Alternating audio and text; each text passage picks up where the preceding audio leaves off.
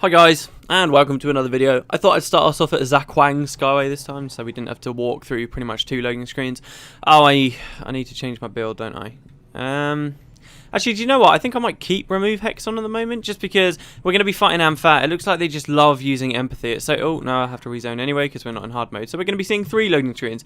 Yeah, they seem to love using empathy. I didn't mention it last episode, but that's hitting 70 damage a pop. That's a lot, especially when you've got an IAS on, and you're just attacking so fast. You know, it's tons and tons and tons of damage. And I don't know, I feel like my team can't remove Hexes that well, so maybe we'll keep it on for as long as we... Oh, what am I doing? 5 loading screens. 5. Yeah, I'm well on the ball today. Hi, guys. Yeah, I don't know what it is. When the weekend starts, I wake up in the morning and I'm like, yes, do some videos.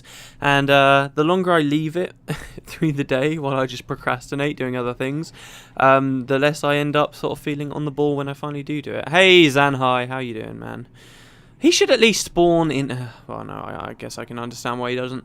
Hard mode only. You've done very well. With the information you've gathered, we now know that we're searching for someone named Zhejiao, Shadow Whispered, and that he's likely in Napui Quarter by way of Senji's Corner.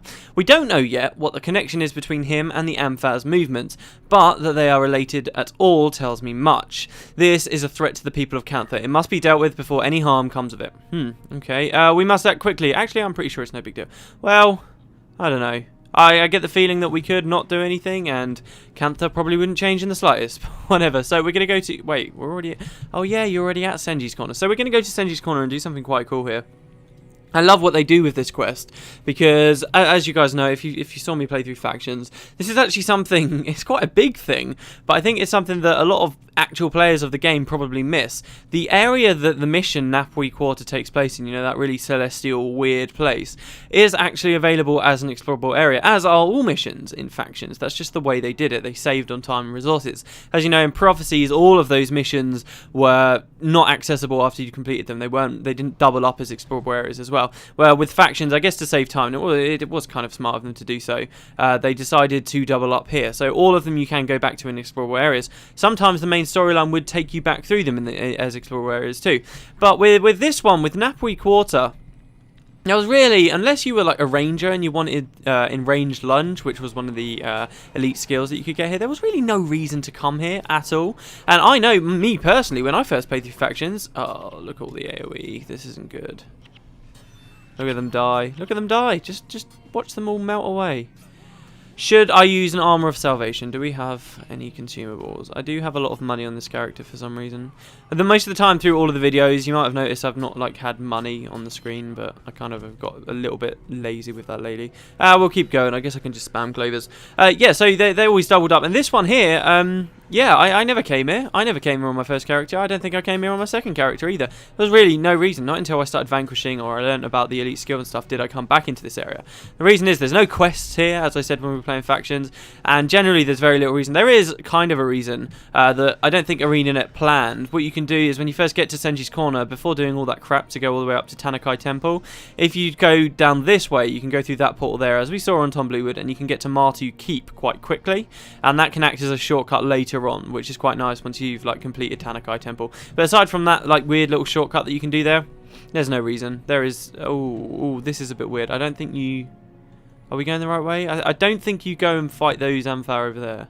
Something's telling me that's a dead end, I think. I think we have to come around this way. I'm going to go with my instinct and hope. Also, this could be the quest where there's a bug with some of the Amphat here. This could be it.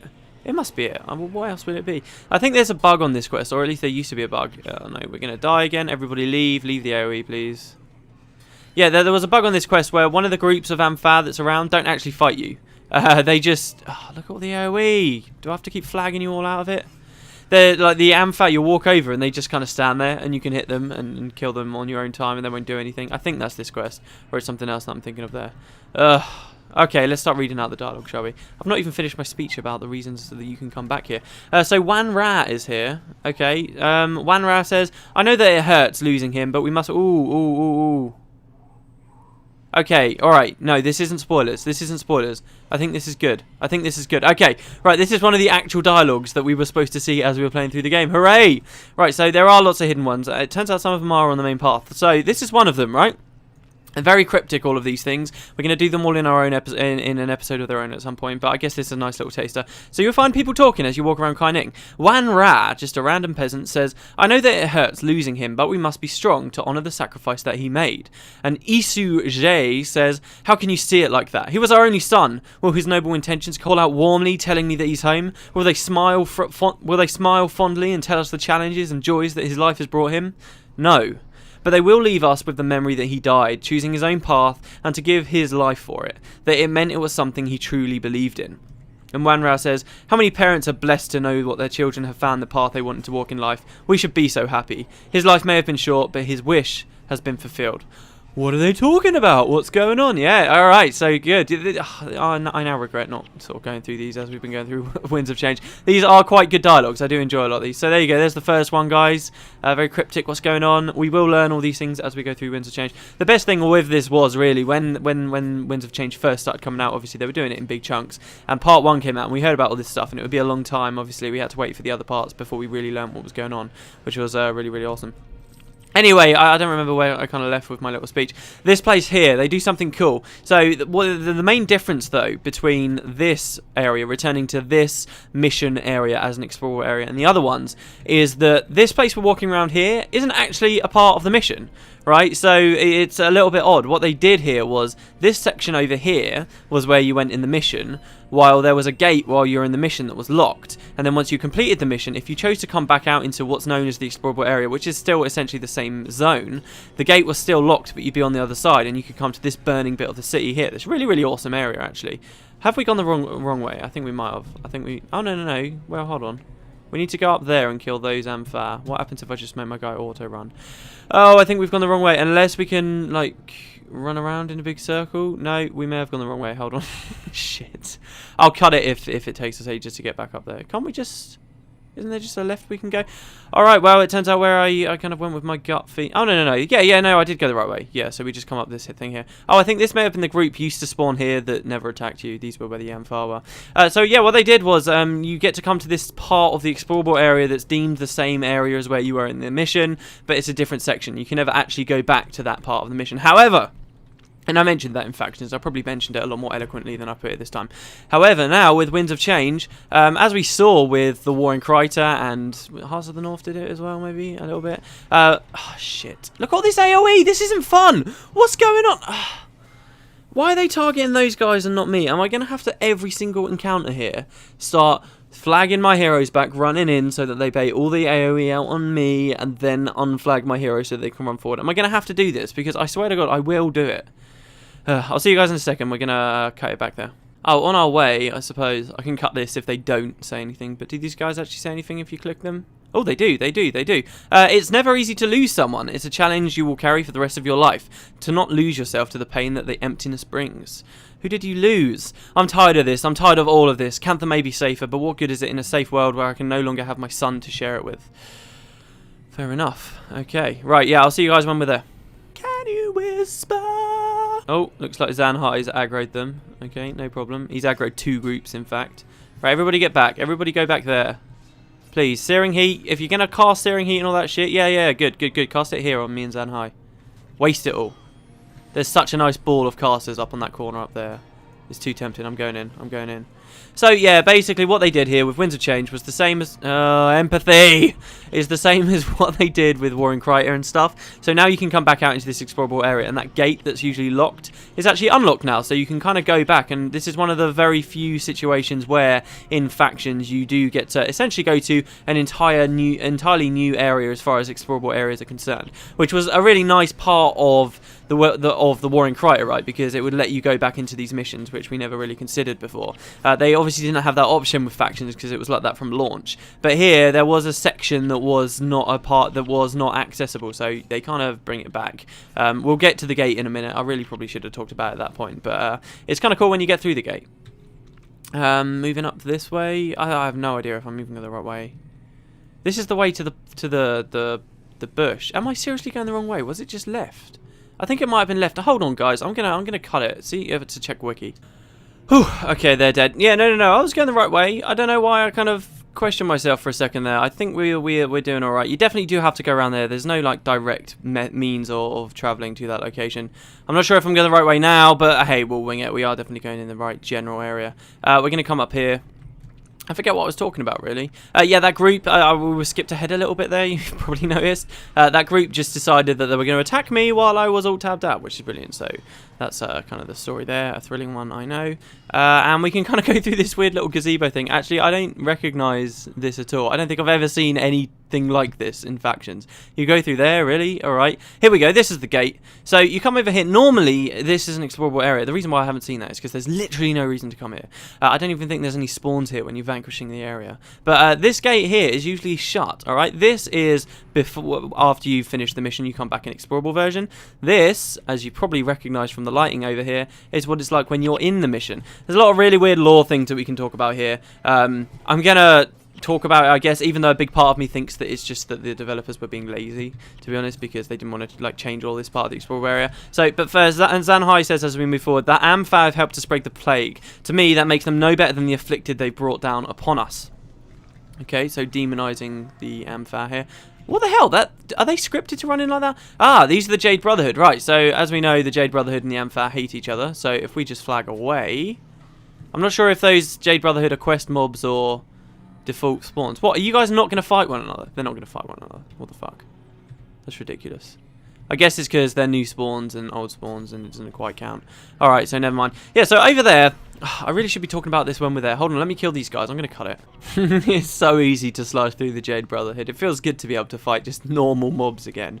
Yeah, so over here you'll see it's like got the weird like celestial oddness going on with the atmosphere, and you look up and it's got all this strange starry night sky, and that literally changes. The skybox does literally change as you move through. Like, how odd is that? That's something I don't ever really think you see much in Guild Wars, like the technology behind doing that. I think that's kind of maybe what... Oh, no, get out of this, please. I think that might be the technology that they're kind of using to, when you go like in a cave and then walk back out, particularly from like Nightfall onwards, they started doing it. They didn't really do it in Prophecies, because I like tried to artificially do it, if you remember in that video, and it was pitch black. So it's kind of all in place here, but the original odd glowing mist effect is still here. So in case you don't remember, this is here because when we were actually in the mission, we were speaking to the Oracle of the Mists, who was helping us become Wayno Su, which was essentially the faction's equivalent of becoming Ascended. The idea was, once we were Wayno Su, we would be able to interact with the envoys in a very similar fashion to how, once you'd become Ascended, you could then interact with the Messiah. I'm not sure... Actually, I don't think I've ever really thought of that. Do you reckon that that might be deliberate there? Are they trying to say some kind of a weird connection between the envoys and the Messiah? I doubt it. But anyway, that's kind of what was going on here. And to become Wayno Su, we had to prove ourselves in this mission of his, this challenge of his. Now, as you remember, I've mentioned it a couple of times, the Oracle of the Mist, this isn't so much explained in game, but again, it's in the Empire Divided extra manuscript that you get that was released with Factions. It's kind of all described there, but the Oracle of the Mist is actually the guy who picks who becomes envoys and all that kind of stuff. So he's very much at the center of, like, not necessarily this one character. I should make this clear. There's not one Oracle of the Mist. It's like they are human just like anyone else, and they do die of old age, right? So many years ago there was an Oracle of the Mist. I get the feeling you can only have one Oracle at any time, but there was an Oracle of the Mist a long time ago who chose that Shiro Tagachi's punishment would be that he'd become an envoy, he'd become a shepherd of the dead, and that was kind of what happened back then. And the one of this day and age is Soon, this Oracle of the Mists. And yeah, so we want to become Wayno Su, and obviously he's very mystical. What actually becoming an Oracle gives him, we don't know, but he obviously has the power to do some crazy stuff to this section of the city. I was always curious in that mission whether the people supposedly living in these like suburbs, this area here, do these people see that the sky's all crazy? And why is he picked this place in the middle of the city if they do? Like, why not go somewhere in the middle of the outback somewhere? Why here? Is this some kind of an important sacred place? We do know that close by, obviously, there's the Tanakai Temple that they talk about. When you read the description of it, it describes how many years ago it was like a sacred hill and a very holy place. So it's interesting to think that, that maybe before the city spread to this area, this was, you know, just a quiet little forest or something that the oracles of the mist always used to sort of gather at, and they're tied to this place through whatever mystical energies are going on here. And the city spread here, and now the current one's just kind of lumped with it, and he's just got to sit around here and hope he can get by. But in any case, he's here. There were all these weird things going on. We had to defeat the Celestials. So yeah, the Celestials come into it as well. There's some kind of a tie there between the envoys, which are a very Canthan belief. There's something we've only really heard about when it comes to Cantha. And then to actually become Wayno Su, which is really to do with the envoys, we then had to interact with the Celestials, which are also a very Canthan. You know, they're like the Canthan deities. No one else really cares about the Celestials or interacts with the Celestials or thinks about them in any kind of significant way. So it's so weird to think what is going on. How much of this is just because this is Cantha? I mean, what? How big is the ocean that there could possibly be different deities around here? They were very relaxed about introducing what could be quite significant lore in factions. They did it all over the place. The other big one is the Luxons have got like their own gods. We know nothing about them, but they've got like these 3 gods, these 3 women, and it's like, well, all right, okay, reading that you've said this, can you elaborate a little bit? Winds of Change takes us back to this area, and it was always my impression back when we played factions and before all this came out that this was just a temporary effect over this place, right? This kind of blood red sky with all the stars everywhere, because the Celestials are being called forward and they're like related to the stars or whatever. But no, that's not what's going on at all, because years later all of a sudden it's the same here. Can we actually draw any conclusions from that? Can we say that this has got some kind of significance?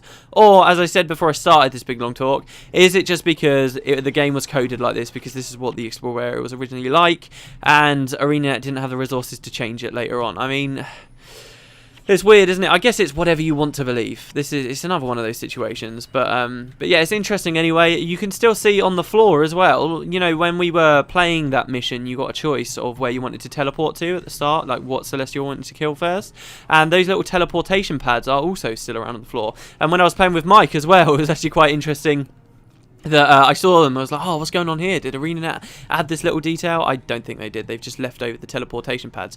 More interestingly than that, though, maybe I should show you. We didn't go a normal route, I suppose, so I might not be able to. Maybe after we've killed this guy. Oh, is he here? Oh, what a nice pull. Alright, so I'll explain this mission here, right? We've killed him, so all you have to do is actually spike out that guy. There's 2 ways that you can try and complete this. You can flag to the side like you just saw me do, or you can run in the middle. All you have to do is kill that guy. It's a big ambush. There's going to be loads of amfare coming in and out of all over the place. You get a load of ministry as well help you out, and there's kind of supposed to be a big fight and you're supposed to be in the middle. It's pretty much suicide though, if you ask me, if you're in hard mode, unless you've got a very defensive team. But all you really need to do is kill that one guy and then you've completed the quest. I'll read out the dialogue now, I guess. We may as well read it out. I'm going to keep killing these guys. But I'll stay in the area so I can show you guys this thing that I was just talking about. When I first completed this, in fact, most times I played it, I came from this angle as well. I don't know how I kind of came here a bit quicker. Anyway, so we came over here. Sorry I keep reading this stuff out, late, guys. Somebody actually left me a comment a while ago saying that it was a bit bad that I was doing it, and yeah, I kind of agree. Anyway, so we walked over and we said, it looks like we found our man, and JJL says, how predictable. All we had to do was make enough noise and you pop out of nowhere, and as you may notice, into our territory. Do you really think this is enough to stop us? No, but I believe this is. And then load of things spawn, I assume. It says, now that I have your undivided attention, let me share a few things with you. The Amphar have not forgotten your name or what you did 7 years ago. And now you've been foolish enough to return. You think you can stop the plague? You think you can stop us? As long as I breathe, this plague will never end. The secret to the chalice rests with me, a voice blessed with the knowledge of its creation, all those years ago. Do you understand now what you're doing is futile? Come now, show me that look of despair. You're going to die here, slowly and agonizingly, so that your death will be a lesson for anybody else seeking to interfere with us. And then Zan Hai pops out. He says, I think you're forgetting something, Jie Zhao. He says, really? Okay, I'll humour you. What would that be? The people of Cantha are through with being terrorized by petty wretches like you. The Ministry of Purity fights for the people, and the people fight themselves. We are not alone. And then loads of ministry spawn. Kill every last... This would have been so much better if I was doing this in time. They all spawn, and he says, kill every last one of them. And then there's a huge fight. Everybody's screaming. Everything shit is hitting the fan. And then he dies. And then Zenhai says, that was a better death than you deserved. But never fear. We'll soon be sending all of your ilk to join you. And then we say, don't you think that's taking it too far? They're still people. There's a chance they can be brought around. What's the difference between evil and those who practice evil? Before you question me, ask yourself this. How many countless lives have you taken in the name of doing what was right? Ooh, and then he gets us there. The main character doesn't reply there. We don't talk much in the dialogue anyway, but I like that because we don't reply. Did he just shut us up? Because he's right, all right? Let's look back at Nightfall. Okay, it was pretty much war in Nightfall, and we were slaughtering countless Cornins all over the place. Loads and loads and loads and loads of them. But did we really think about it? No. And were they necessarily evil, or were they just following the plans of an evil woman, Varesh? Is this any different to fighting these Amphar here? So yeah, I like that dialogue. When I first read it, I liked that. I was like, okay, all right, yeah, you might actually have a point. Killing him, I do think, was very important, though. Obviously, now he was the sole person with knowledge of the chalice of corruption. That's it. That's finished now. So the chalice is gone, which I think is a little bit sad, actually. Obviously, it's supposed to be this deadly thing. Where did he get knowledge of the chalice from, though? I mean, he said he was there all those years ago. What is the story there behind the chalice? What's going on? I like that they put extra emphasis on the chalice because it makes me think that it might be a little bit more important than we first thought. I mean, it certainly had some importance attributed to it when we first learnt about it during factions, but what about now that they've gone into it a little bit more? I mentioned the other episode that I'd like the idea that the Afflicted came back at some point. Maybe we'll find out that whatever it was when the chalice was created, there is someone else who knows about it, and that might be what happens come Guild Wars 2. Anyway, now I kind of feel like, right, the Afflicted are dealt with. We've dealt with the Amphar as well, trying to bring them back. Is that going to be it? Is the fighting over? I do kind of agree. Maybe these Amphar, they're just petty thugs pretty much, right? And then they might not be great for the city, but is exterminating all of them in sight really the best answer? Well, I guess we'll see. Before we wrap up the episode, I went into this video, I've got to be honest today, I went into it today thinking I really don't have anything to talk about. I'm not going to be able to do commentary for this, because this is quite a long walk as well with that not that much to say, but I think I've managed to do quite well. Shit, I don't know where they are. No, do you know what, guys? I want to show you. I'm going to cut it until we find one. I'll see you guys in a second. Because this is really cool. And it reminds me of another game that I mentioned quite a lot, actually. But yeah, I'll see you in a sec. Finally, here we go. Alright, here's one of them. So, 20 minutes later. Welcome. Right, so yeah, what is this? We're going to have to fight Amphar while we're doing it. Right, well, I don't care if everyone wipes. This is all you've got to see, guys. Oh, they're fighting Zanhai over there. This is all you've got to see. A hole. A very deep, very dark hole. You can't even see the bottom of the hole, right? This isn't here in the normal mission, okay? Where are we stood? This is where one of the Celestials was. So one of the Celestials that was summoned during the mission that we then killed died here, right? And then it split into a load of different forms all over the place. That's what happened in the mission. You come back, all right? And this is why I'm mentioning this. I was talking about those little teleporter pads that were still around on the map, and ArenaNet didn't seem to remove them. However, what they did bother to do was remove the pads that were on the floor where the Celestial spawned. I do believe that where they spawned, there was some kind of weird glowing effect there originally. Now, it looks like with this is actually, I believe, the only hole I found. So I could be wrong. The other ones might not be holes, but I'm pretty sure they will be. So it looks like when they kind of came back here or set this up as an explorable area, whether they did this when they made it open for access and Winds of Change this year, or whether they did that ages ago back when factions first came out, they for some reason removed a chunk of the map and created these very deep dark holes there. Is that significant? What's going on there? Why did they do that? Or is that an actual story thing there? I mean, it's really, really interesting, isn't it? And the game it reminds me of, I keep mentioning it, I remember, I think last time I mentioned it actually, was when we were just entering the Realm of Torment, that big hole there that takes you through the portal. It reminds me of in Final Fantasy X-2, where you go back to these temples that we went to in the first game, and where there were these summons, essentially, these things called Aeons, or the Faith, where there used to be these statues in the floor, they've been removed, and they're these just incredibly deep, dark holes, and it reminds me of that, which is really cool. I don't know what's going on there. It could be looking a bit too deep to think that something's going on, but, I mean, they did make that happen to the map for a reason. I'm almost positive that doesn't happen in the initial version of the explorable. So why did they do that? What hinting at something maybe? I don't know, maybe we probably won't find out that kind of thing when Guild Wars 2 launches at least. Maybe we'll have to wait till the factions expansion before that kind of weird random stuff is explained, if it ever is. But yeah, very, very cool. Let's go get our reward. I don't know why I'm staring at the screen there as if I'm about to do /wave. In fact, I had my finger hovering over the / key.